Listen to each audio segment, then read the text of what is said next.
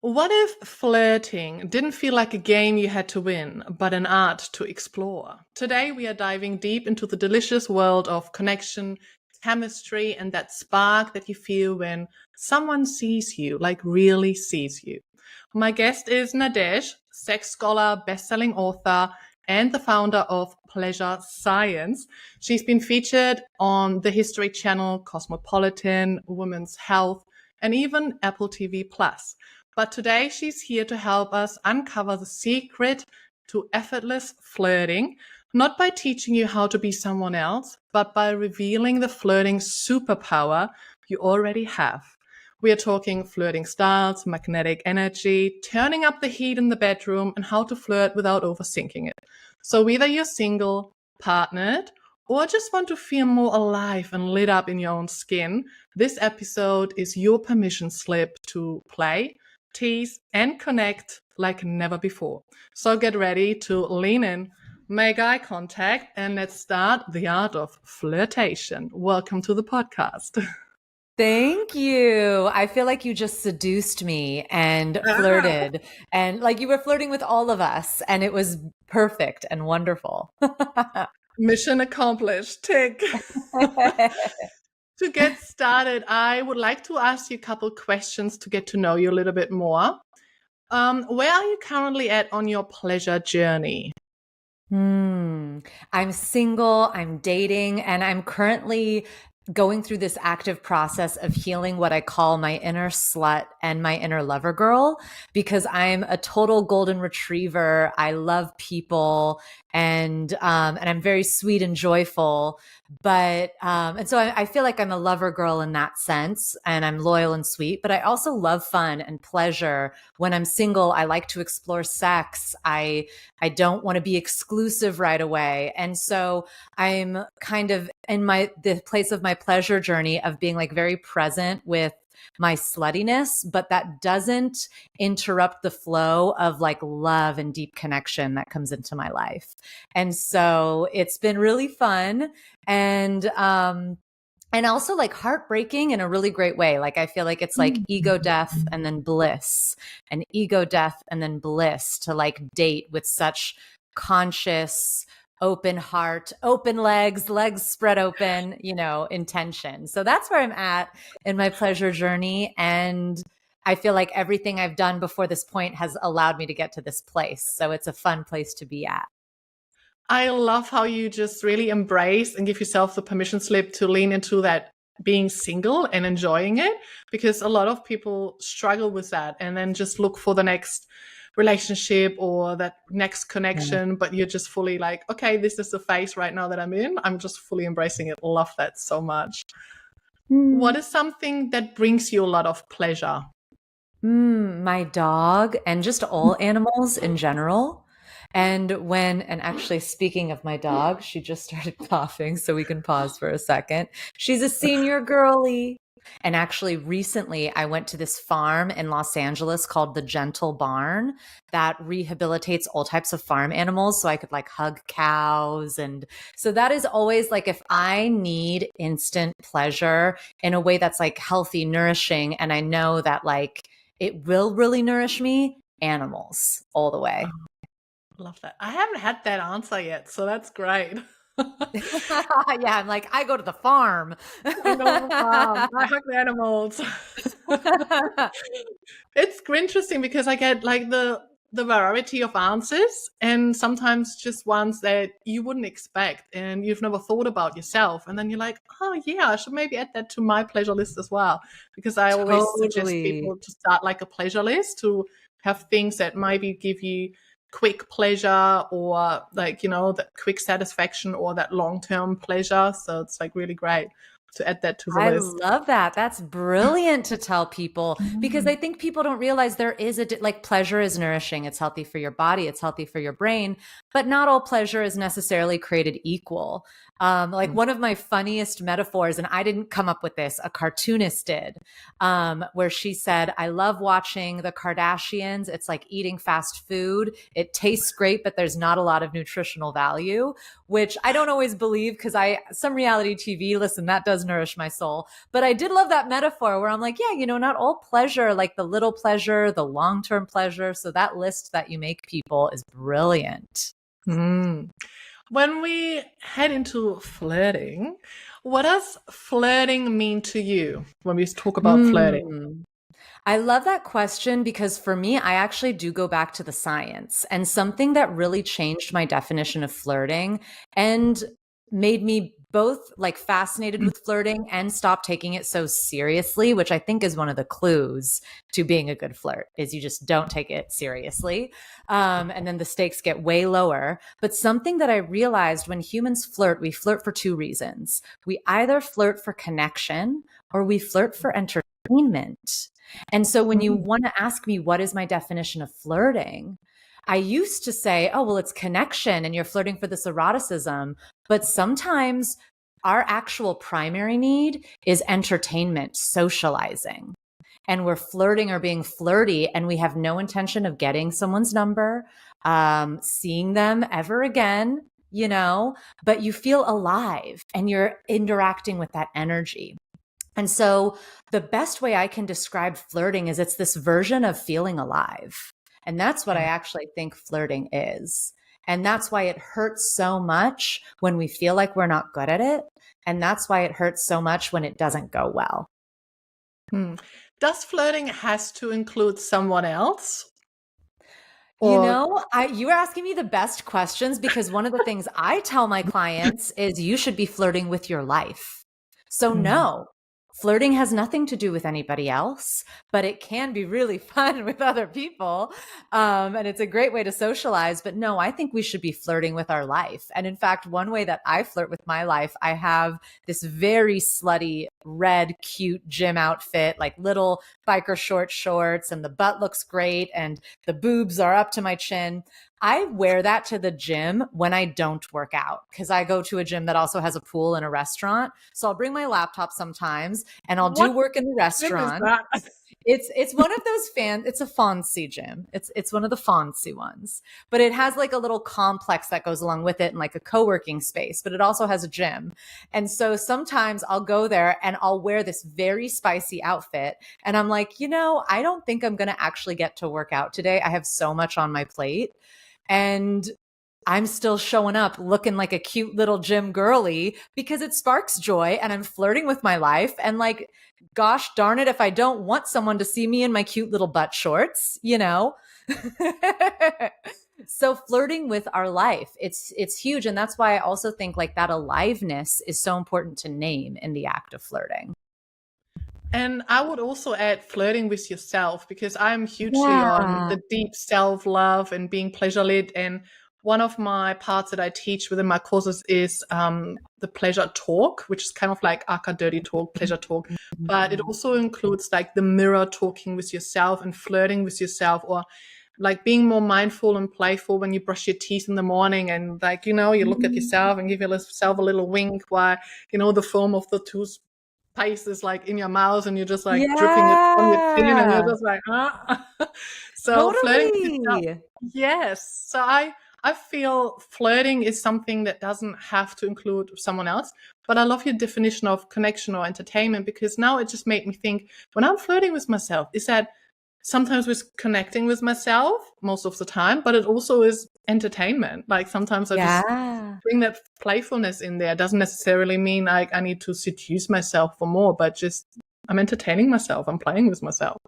So and it's I love that you said that because I like just imagined myself like in the mornings, I'm totally flirting with myself. Like now that you said that, I'm like, wow, I hadn't even thought of all of those patterns. Like one of the things I love to do is just squeeze my boobs together and make cleavage like sparks joy on it. Cleavage sparks joy. Okay. I don't care if it's toe cleavage, butt cleavage, boob cleavage. I like it all. And so, but that's a way that I flirt with myself is like sometimes when I'm getting ready, I'll just like squeeze my boobs together and be like, look at how pretty I look. Yeah. And I didn't think of that, which is why it's so great when us professionals get to like come and talk together. Cause I feel like we take all the things that we learn and then we automatically start giving the 2.0 version. Cause now we're like in a think tank together. So anyway, listening to this podcast is very lucky. But I love that. I love that.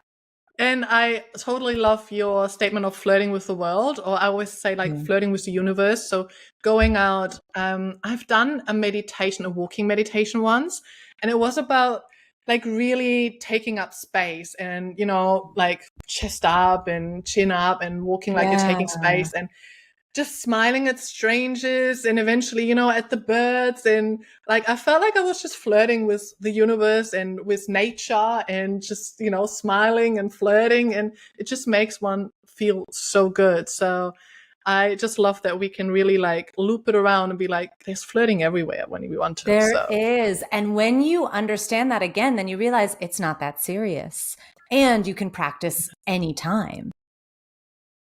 So when you talk about like flirting superpower, which I've Mhm. read on your website, what does that mean, and how can someone discover their like flirting superpower? Absolutely. So, your flirting superpower comes from the scholarship I found about something called the flirt styles. So, Mhm. psychologists have found that there are actually 10 ways that humans flirt with each other and that you have a unique style. And so, the more I started researching this, the more that I found is everyone can really embody one of the 10 flirt styles at any time, or we can mimic it because when humans socialize, we do mimic behaviors. So, really, we can do any of the 10, but you will always have a dominant flirt style and a supporting flirt style. And the only Mhm. time that changes, sometimes it could change with age, your dominant flirt style can change, but at all times, you are going to have this dominant subconscious way of flirting and connecting with people. And so your flirting superpower really is discovering what is that dominant flirt style. Am I physical touch, where I want to be in close proximity? Like I have a friend who's a porn star and he will go up and just like massage your shoulders. And he's just such a physical touch flirt. And he's so sweet and kind. And he doesn't just, he's not just touching anybody. He knows all about consent, and all the sex workers do. That's why we got to support them and got to support their work.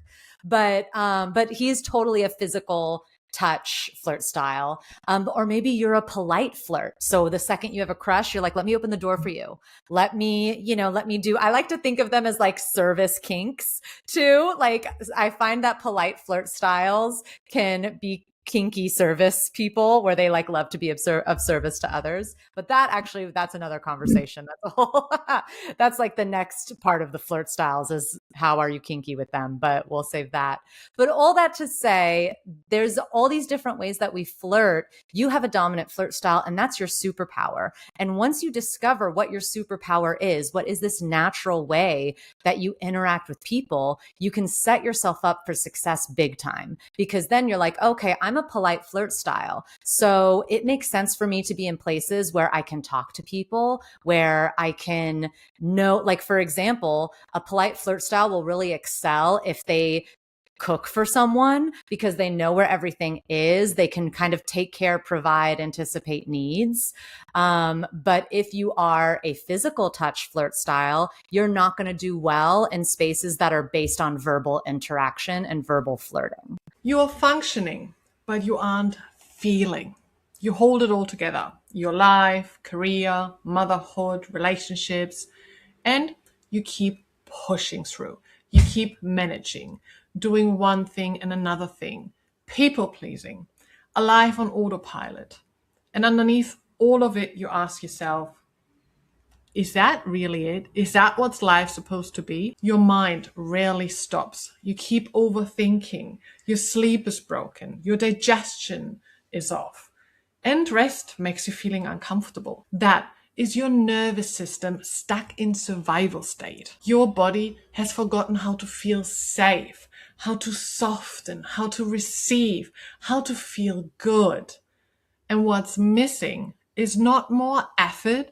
What's missing is pleasure, somatic pleasure. I am Patricia, an ED/DV survivor, a former nurse, mother, a pleasure explorer, and an award-winning educator in somatic pleasure. I am the founder of Pleasure Lit. My trauma-informed somatic pleasure approach blends nervous system regulation, tantra, sexuality, breathwork, yoga, meditation, identity shift, and feminine embodiment. And if this sparked something inside of you, join us within the Pleasure Lit Woman program, which is my 8-week group program, helping you from functioning to feeling radiant, regulated, and deliciously turned on. You're also invited to join us within the Pleasure Lit Circle, which is my online community membership for women, where we have got live calls, somatic practices, resources, masterclasses, and so much more. You can also explore my self-paced online courses all around pleasure and follow along Patricia's Pleasure Ad for more pleasure tips, and if you like to submit your questions. When you prefer reading, you can get my #1 bestseller book, The Pleasure Lit Way. And if you like more personalized support, book yourself in for a one-on-one coaching session. For more details and how to join it all, go to pleasurelit.com. Talk about the flirting superpowers. Is that like similar to like our love languages, for example, or like erotic blueprint? Is that coming from like kind of that direction? I'd say so, because it's another way to understand our personality through archetypes. And when you look at what the erotic blueprints or the love languages did, was it took human patterns and behaviors and made them into an archetypal format.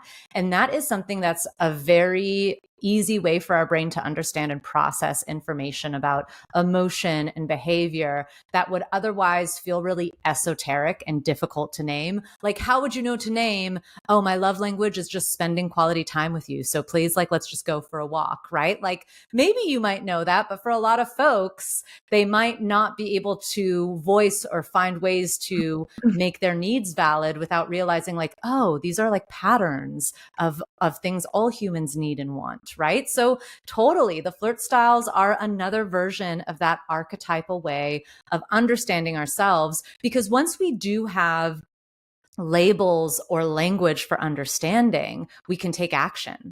We can have strategy. We can become better. But until you're able to say, like, oh, you know, I'm an athlete and I want to do XYZ, well, you're not going to know to do what you need if you're not trying. Like going out for basketball is different from opening an ice cream store, right? It's like these words, these categories, these things help us understand who we are, how to be better, what to look for.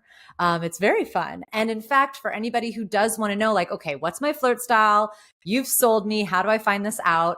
Go to pleasurescience.com/flirt. I have a free quiz, and in 3 questions, you will discover your dominant flirt style. So that's easy right there. pleasurescience.com/flirt. You can go check that out.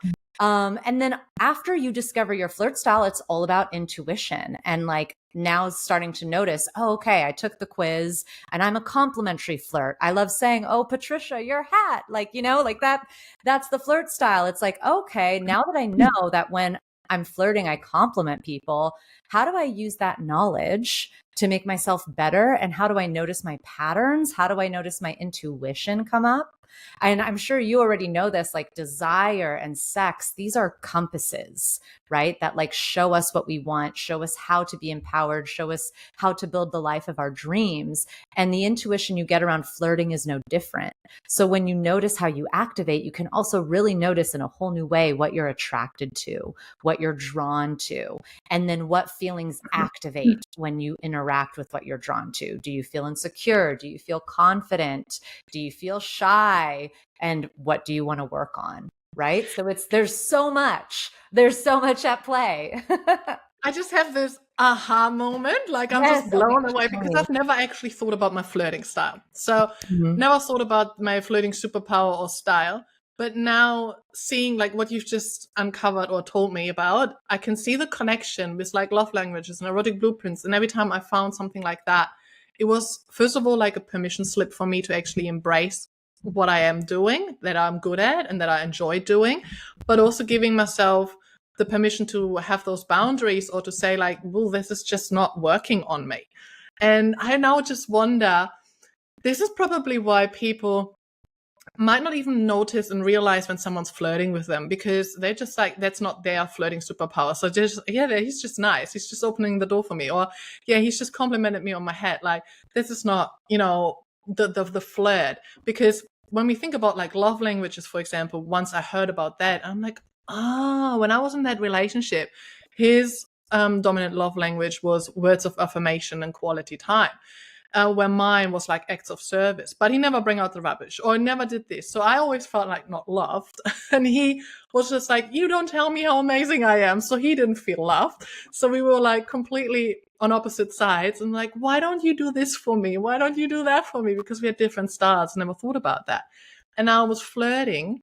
This is maybe where people or couples or others might have like a mismatch. So if they like, for example, want to initiate sex as well and use flirting to initiate, if they use the different flirting styles and it's just not working on each other, it might be like even a turn off. Because I can imagine now with your flirting superpower, you might also have one that's like really weak, so it just doesn't work on you. So it's just like, I'm just like, my Oh, brain's just like, totally. aha Everything you're moment. saying is it completely tracks over here too with the flirting and the flirting Yeah. style and people being ships in the night and not spotting each other. And I'd say that that's actually really what happens the most, because there's 10 flirt styles, but only 2 of the 10 are ever shown in media or romantic comedies. It's always the confident flirt going after the mysterious flirt. And I don't even need to explain what those archetypes mean. I know you and your listeners already get it. It's like, oh, yep, I know what you're talking about. And so that only represents 20% of the population. So we have 80% of people out here having all these other flirt styles and thinking, well, I'm not a good flirt because I don't confidently approach people, or I'm not seductive or attractive because I'm not mysterious and alluring and people don't come up to me. And so, and another actually big important thing that I learned when I was studying flirting too, that's really helpful, is it's important, even if you're not a confident flirt, it's really important to go up and be direct and just say hi to someone and start a conversation or try.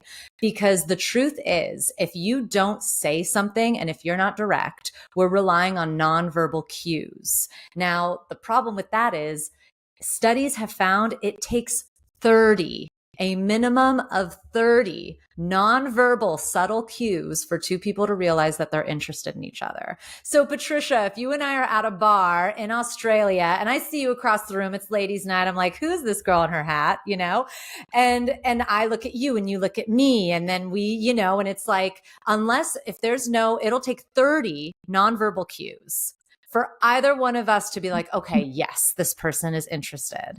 When I could just get my cute butt up, walk over and say, hi, what's your name? Right? And if you're bold, you could say, hi, I think you're cute. What's your name? Right? Mm-hmm. But you really need to do that, because if you're not approaching and being direct and then figuring out what your flirt style is and just leaning into that, all you need to do is say hi. That's your only job. And then let the energy do the rest and feel it out. And it's okay if you're not compatible, just like Patricia said, happens all the time. Especially with the verbal flirts and the nonverbal flirts. That's the big one I see most of the time. And in fact, this recently happened to me. I was at a party and there was a guy there who my friend had kind of told me he thought I was cute, and we knew of each other. So I was kind of excited. I was like, okay, he thinks I'm cute. So I walked over to go and talk to him, and I'm a very verbal person. I love talking. And pretty quickly on, I realized this person is like, he has a nonverbal flirt style. And there's one flirt style called the subtle flirt style. I actually think that's what this guy was. But for me, I am very talkative. I'm the playful, confident flirt. I will go up to anybody and then I want to make you laugh, and I'm going to talk a lot, and I'm going to ask you questions. And so pretty quickly on, I'm realizing like, damn, this is a bummer. I'm super attracted to him. And according to my friend, he's attracted to me. But that might be where this starts and ends, because we can't really talk to each other and we're not really clicking. And it's not personal. And don't get me wrong, I spent like 2 days down in the dumps being a grumpy puss and sad, because I was like, but he is so cute and I wish it worked and I admire him. But at the end of the day, it's like, and what? I'm going to meet someone just as great and we're going to actually click. And so the flirt styles is also really helpful because even when you're out in the wild, you'll begin to realize like, oh, this really has nothing to do with me. Like, I shouldn't take this personal. We're really not clicking and it's awkward and it doesn't make me feel great, but it has nothing to do with me. Right. And Yeah. so it's a fun bag, right? Like going out and just flirting with life. Just like different energies, and it just didn't match. If someone is listening and then they usually say about themselves, well, I'm just not a flirt, or I am Right. shy, or I'm an introverted person, or I just get stuck in my head and I want to go over there, but then anxiety kicks in. Like, what is something, like one tip that you could give them so they could actually step into their flirting experience? The best tip I'd say is set yourself up for success ahead of time as much as you can. And that means if you are a verbal flirt style, but your friend is inviting you to a rock concert and no one is going to be talking, you just need to know that ahead of time and then find ways to either adjust your expectations and think, okay, I'm going to this concert. My intention is to hang with the friends and dance. I don't expect to meet or connect with folks. But the next time I'm out at an art event where people are talking and that's when I'll be, I'll be in a much better space. Versus kind of going in blind and hoping for the best. Like, your flirt style helps you really plan ahead and adjust your expectations. And that can make all the difference between a confident night and a not confident night, taking things personal when they shouldn't be, and also protecting your energy so that you don't feel like you're constantly grieving bad moments in your dating life, because that can also be really painful and not fun. So that would be my first really big tip, is just do a little look-see up ahead of time, just like you would with the weather.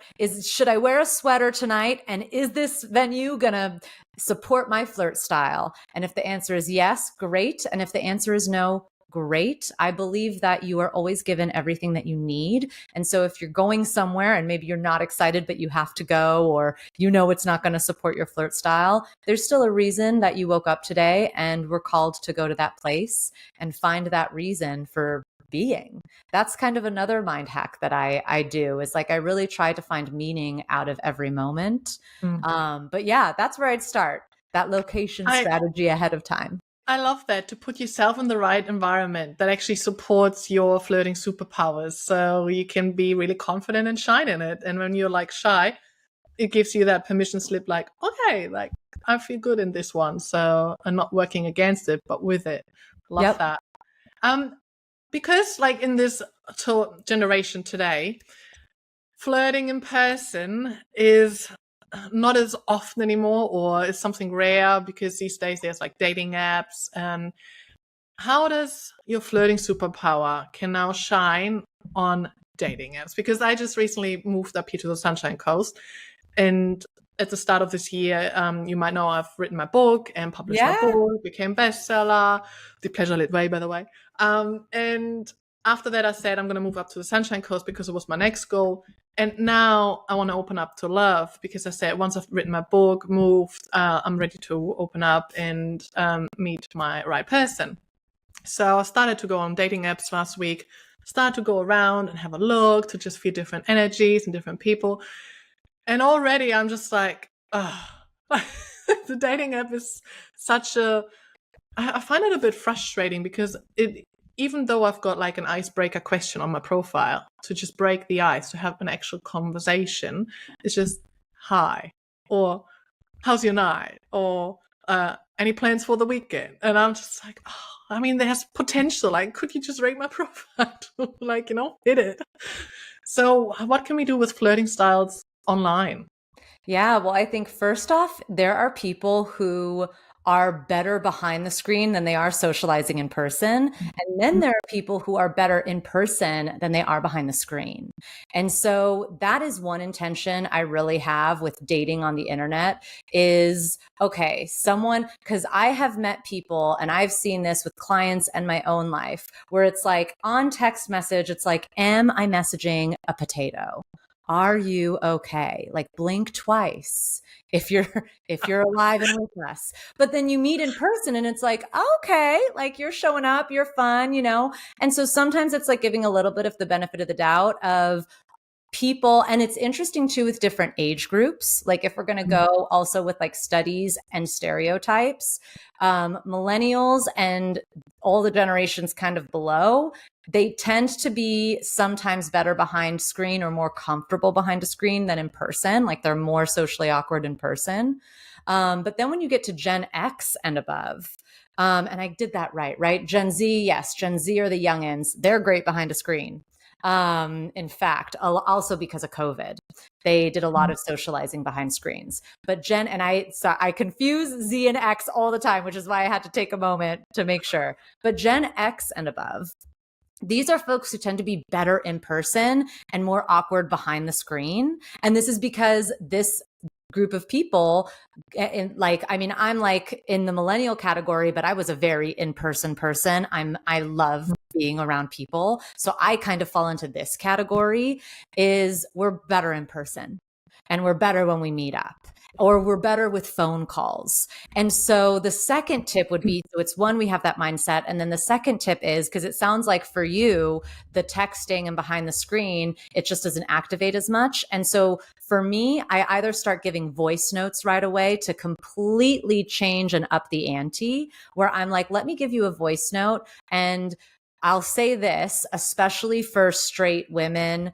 or gay men, if you're giving a voice note and you're trying to date a man, basically, a lot of times men will not respond with voice notes, not realizing that they're doing that. Like they don't realize that they're not matching. So if that happens to you, I recommend going on a voice note, like you or any listener, go on a voice note and say, I want to hear your voice, like respond to let them know what to do. Because men, sweet things, very misguided. They just need to be told a little what to do. But then they want to do the thing. I work with so many men. They love it. But so we have the mindset piece of we're recognizing and already lowering expectations a little bit for how people are showing up on screen, and then going to voice notes so you can kind of, and if you're someone who's better behind the screen than in person, maybe voice notes aren't your thing. So again, it's like you can weed people out or they can weed you out. So sometimes the voice note won't work, but it's good. Rejection is protection and redirection. And then I'd get on a phone call as soon as possible. If like the dating apps make you really tired and they don't feel fun, it's like we need to get off of this paradigm and we need to just look at the dating app as like this is a GPS signaling system for hoes in my area codes. Okay. And that's what we're using it for. And that's great. And now for other people, again, on the other side of the spectrum who are actually quite good behind a screen. Like I lived with a woman a few years ago who was actually older than me, but she was so good at dating apps. And I would just be like, how are you having so much fun on that awful app? Like I don't, and then I realized I'm like, well, for me, I love in person. I want to get to in person as soon as possible. And for her, she is very savvy, funny, great behind a keyboard. And so she actually liked the dating apps. And I even met another person recently who said the same thing. He doesn't mind dating apps or talking on DMs. He really prefers communication behind a screen. It just makes him more comfortable. He's also a Gen Z, an older Gen Z. So it again kind of makes sense given how they were socialized. But yeah, so it's also a little bit of that compatibility piece. Like maybe you're not connecting with folks, but it's because you're not compatible and it's a good thing, right? So it's a little bit of all of that, but it's still hard. I also think taking a break is really good because even me, like I have all the sex scholar knowledge where I'm like, oh, it could be this, it could be that. But at the end of the day, sometimes I need to delete the app and say, let me just go into nature. Let me hug a cow. Okay. And recalibrate, because it can also, dating apps can make dating feel like, oh, you have just like a bunch of dentist appointments with these random, it like can just feel like a bunch of random appointments. It can feel discouraging. It can feel lifeless. And the second that happens, I think it's a good moment to take a step back, because you really also only want to be engaging with dating profiles when you feel alive and excited to use them, because that's when you'll manifest better. Yes, I agree with that one as well, because I had people then reaching out when I had like kids free time, like public holidays, for example. Go on the dating apps. And I'm like, no, because that's when usually people go on dating apps like, oh, it's a public holiday, it's Christmas, Easter, I don't have anyone, and they're just desperately looking. I said, this is not the right time for me to find my person. So they are also, depending on the cycle I'm at, like ovulation time, I'm just like, yeah, let's go out on dates. And then like close to my period, don't talk to me. Yep, totally. So, the way I schedule dates as well. So ovulation me knows like don't put the date in there just before your period, because then you might not be really attracted and into all of that. So I've learned that as well, to schedule and just see it work with my cycle.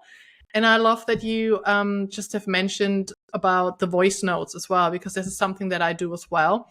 As soon as there is a conversation, a connection. And I think for me, it's with that, hey, or, what you're doing tonight kind of thing. It just doesn't have depth and input. Yeah, And I agree. I am seeking for someone who can communicate effectively. So as soon as this comes up, I know, okay, this is not my person. So it actually selects and gives me the opportunity to really go deeper with the person who might have a genuine conversation with, and then I can take it to the voice notes, which I usually do.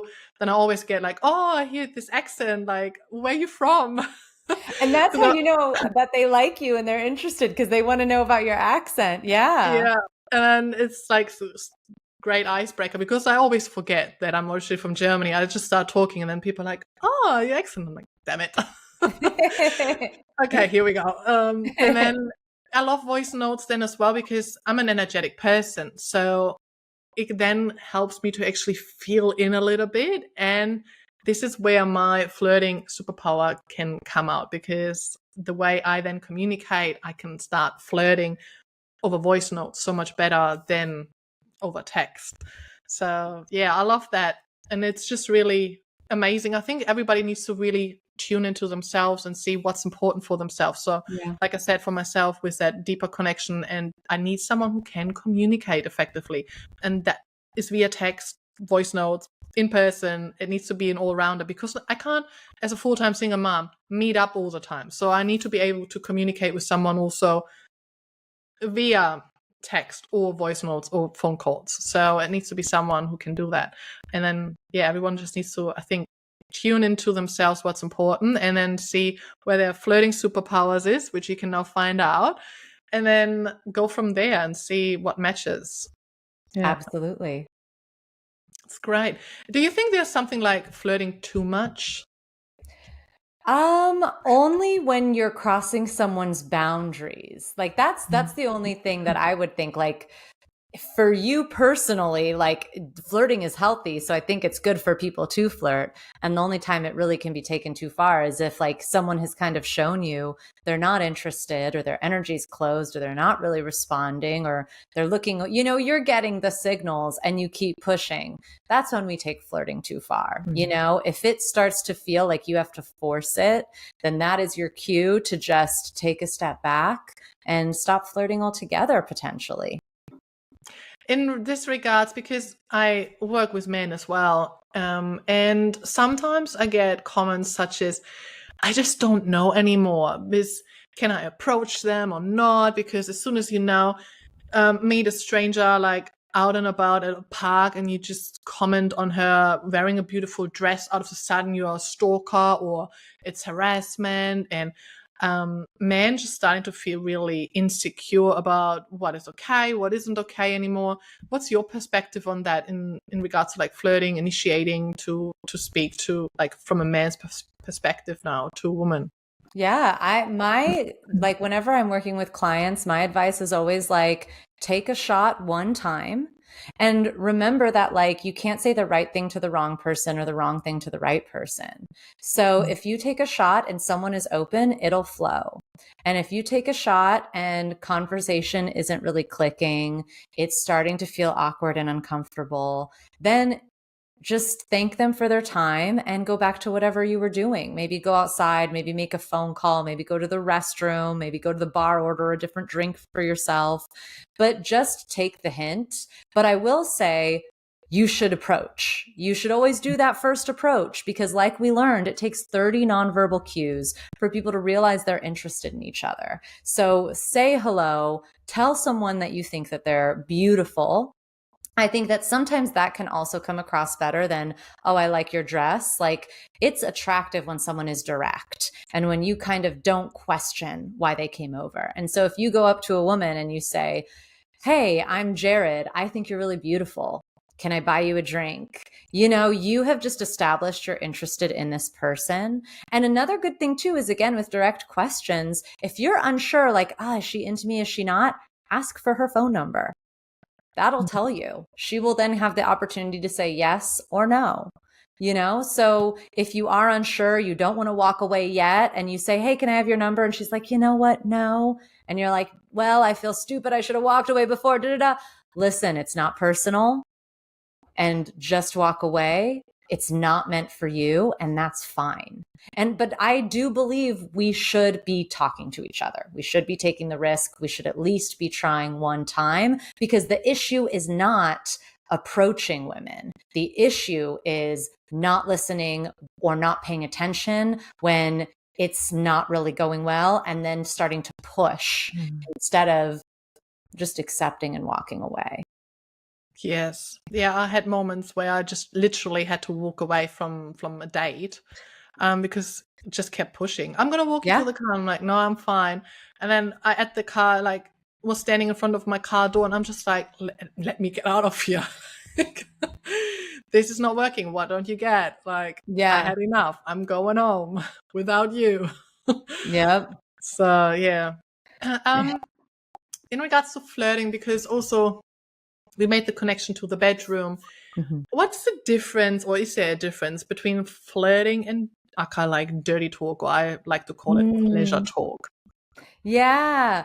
Well, I find that dirty talk and pleasure talk is kind of an escalation of how you naturally flirt. So if you're a physical flirt style, you might not be good at dirty talk or pleasure talk at all, but you're out here massaging, you're kissing, you're licking. If you're a polite flirt or a traditional flirt, this also might be someone who struggles with dirty talk because it doesn't feel polite or traditional to be like, you're a hot slut. You know, like you don't know quite what to say, but you're still a verbal person. So you can find a way, you know? And so I found that your flirt style really kind of shows you. And the basic kind of advice I can give off of that before, you know, folks know what their flirt style is and they've taken the quiz is if you right off the bat know that you're more nonverbal, then try instead of dirty talk, primal play. I had a client, a couples client, they were married and they loved each other so much, but sex was really not working and they couldn't figure out why. And I instantly figured it out. I'm like, this person is verbal. This person is nonverbal. And so they started doing, I was like coaching them and working with them on like, let's do primal play where they started wrestling and they started just playing with you, getting a little bit more aggressive. And the verbal person realized they didn't need verbal dirty talk because this was very stimulating. And the nonverbal person finally had a way to be like using their strengths. I'm gonna, you know, and it was really hot. And so if you're nonverbal, try these more primal ways, you know, massage, hugging, kissing, biting, you know, playing wrestling with each other, rubbing against each other. Humping is not overrated, people. Let's hump more. But try doing more primal physical things. And then if you are a more verbal person, then you probably can develop a verbal flirt style skill and have that be really authentic and yummy and delicious. And that's going to be a little bit about practice, you know, and I love your mirror exercise. That's where I train clients to do mirror exercise. And I train them like, let's start saying sexy words in the mirror to yourself to normalize you saying it, to normalize what it feels like in your body. I find a lot of people struggle with dirty talk, not because they don't want to do it, but because they can't say cock without feeling either embarrassed or shy, or, it activates all of these things. And so we need to normalize in our body what it feels like to talk sexually. And you can do that in and out of the bedroom. Voice notes again. That's a fun place. That can almost be the training ground. Let me do dirty talk over voice notes, dirty talk over text. Those are two places actually where I like textual communication, because I do think you can really find and learn in a gentle way how to do dirty talk. And in the course that I've teach about pleasure talk, I actually also identified that there are different types of pleasure talks. It doesn't necessarily have to mean that you are going for cock, pussy, and using all the name callings and all that stuff. If that's not your thing, you can leave that away. Pleasure talk can be speaking out a fantasy, like a pleasure fantasy, or it can be a commanding thing, like, you command someone, or there are so many different types that you can use for pleasure talk. They don't have to be, calling someone or naming the sexual parts of your body. So when people think about dirty talk or pleasure talk, I always like to say pleasure talk now, because I want to take that stigma off. It's dirty, it's taboo. Totally. But rather, because why are we doing it? To experience pleasure. Yeah. So when we use that talk, we want to experience pleasure. So why not actually enhance it and say like it's pleasure talk instead of something taboo or shameful like dirty talk? Is to really lean into what do you like and then embrace that, and then just using that for pleasure. So, yeah. I mean, gay men, girl, I agree on all fronts, 100%. If there's one myth about flirting that you wish would disappear forever, what would it be? That you're bad at flirting. I don't care who thinks that they're bad at flirting. You're not. You just don't know your flirt style. And because you don't know your flirt style, you haven't been able to practice that skill. And it's just a skill.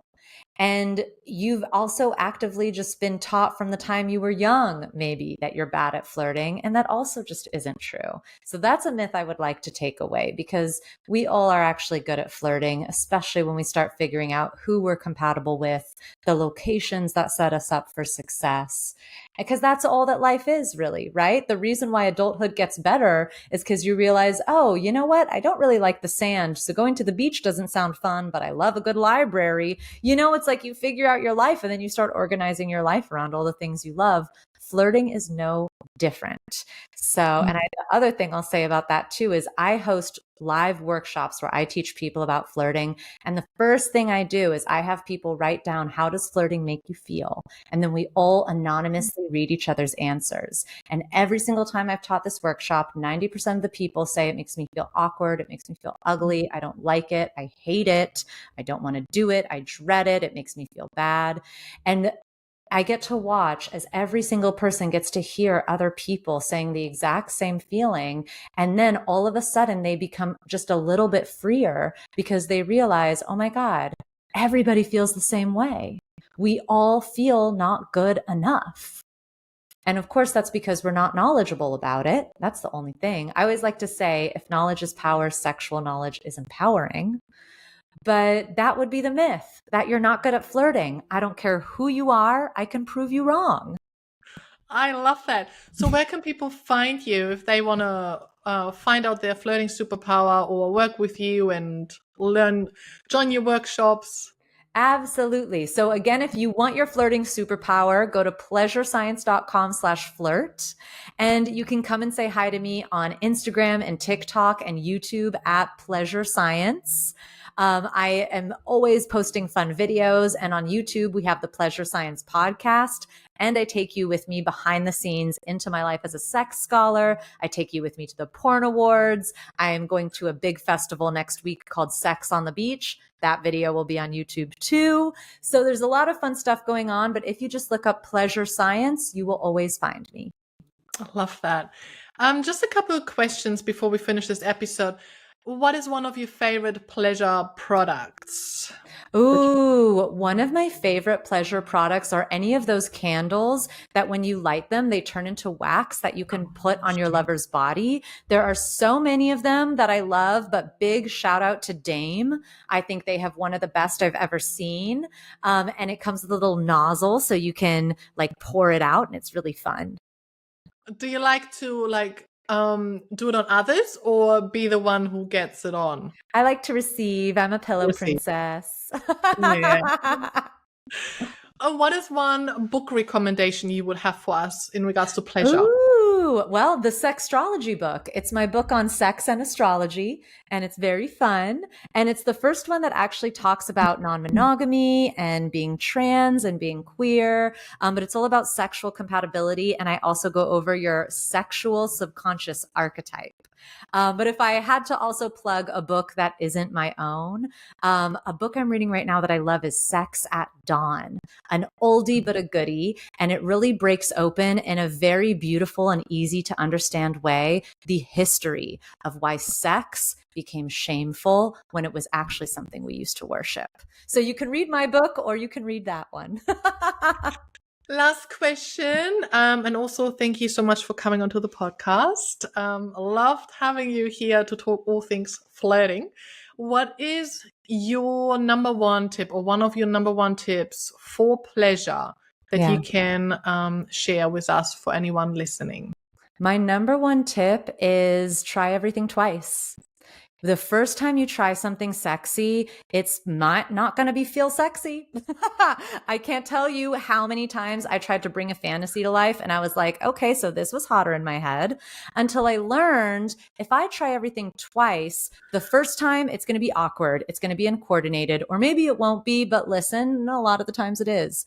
The second time I do something, I know what to expect. I'm more coordinated. I'm more present. I'm less nervous. That's the time when my nervous system is soothed and calm. I can receive pleasure and really understand if I like something or not.